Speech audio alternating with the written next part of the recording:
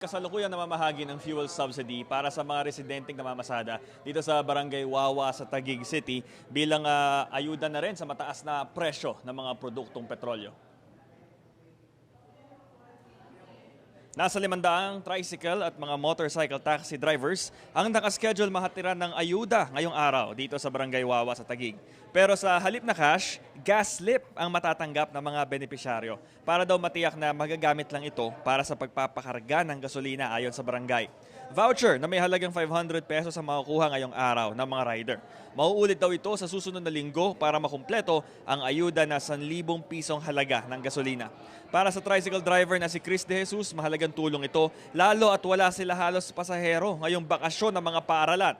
Para naman sa motorcycle taxi driver na si John Sal Pascual, kahit papaano, madadagdagan ang mauuwi niyang kita. Kung wala po yan, baka ang hirap po sa gasolina. Lalo pa sa mga pinakakain namin sa pamilya. Sa 1 litro ho, dito 90 pesos po eh. Iba-iba, yung iba, 100 mahigit. Magkano naman ang kinikita na, sir? Sa ngayon, wala akong pasok. Minsan, nasa 400, 300. Ang hirap po kasi ang dating 200 na gasolina namin, nakaka-uwi kami ng malaki-laki. Ngayon wala na. Hindi na nakaka-uwi ng malaki. Ang mahal na kasi ng gasolina ngayon eh. Ng gas slip, hindi po ito siya cash. Nakipagmawa po kami sa isang gasoline station.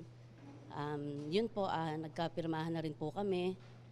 At para po sa aming mga motorcycle taxi riders, yun po yung kaya pong ibigay ng barangay bilang tulong po sa kanila na kahit sa maliit na halaga. Magbibigay po kami mamaya ngayon ng 500 na gas slip. So uulit po ito next week. Bali 2 consecutive weeks po, magbibigay po kami ng 500. Bali 1,000 po yung makukuha nila.